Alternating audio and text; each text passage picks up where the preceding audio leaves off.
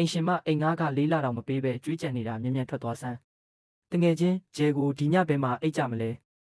ရှေ့နေအတွင်းရေးမှူးမစ္စတာရှောက်ယူကျဲခမည်းနဲ့28နှစ်ကြာကွဲကွာနေတဲ့ဖခင်ဖြစ်သူဟာမနေ့ကကွယ်လွန်သွားခဲ့ပါတယ်အမွေဆက်ခံရမယ်ငွေပမာဏကတော့ဘီလီယံတစ်နှစ်ရရုံးဖြစ်ပါတယ်ရှောက်ယူကျဲဘယ်လောက်လဲရှေ့နေအတွင်းရေးမှူးစီကံချက်ကတော့3ရက်အတွင်းဘီလီယံ30ကိုကုန်အောင်သုံးရပါမယ်သူများကိုလက်ဆောင်ပေးလို့မရပါဘူးဥပဒေနဲ့မကင်းတာတွေလုပ်လို့မရပါဘူးအကုန်မသုံးနိုင်ရင်အကုန်လုံးပြည့်ပြည့်သွားပါမယ်တငယ်ချင်းဘီလီယံ30တောင်ပါလားသုံးလို့တောင်ကုန်မှာမဟုတ်တော့ဘူးသွားမယ်အကိုကြီးခမားကိုပတ်စံသုံးပြမယ်တငယ်ချင်းဟုတ်ပြီကျဲကိုရှောက်ယူကျဲဆိုင်ရှင်တို့လက်ဖက်ရည်ခွက်1000ပေးပါဆိုင်ရှင်အကိုပရိုမိုးရှင်းပွဲလုပ်မလို့လားဟင်ရှောက်ယူကျဲခက်အင်းငါကိုယ်တိုင်တောက်မလို့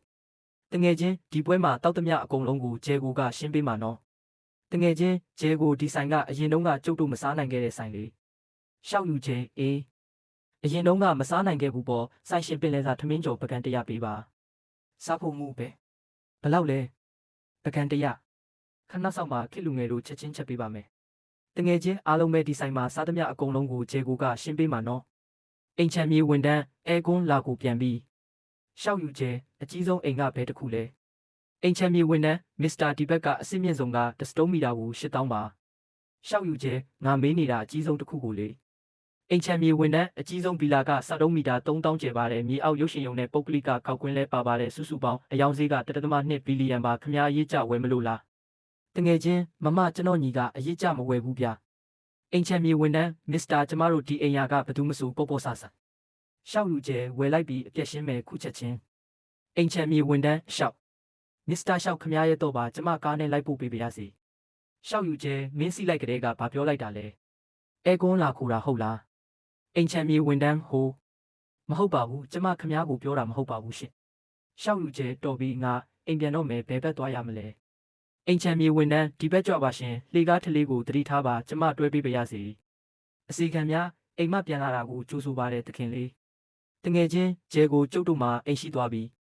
စတုံးမီတာ3000ရှိတဲ့အိမ်ကြီးဗျာသဘောကျရဲ့လားရှောက်ယူကျဲသဘောကျတာပေါ့ရှောက်ယူကျဲဟဲလိုစက်သားပေါင်းထမင်းလူ200စာပေးပါဆိုင်ရှင်ဖုန်းထဲမှာလူ200စာဟုတ်လား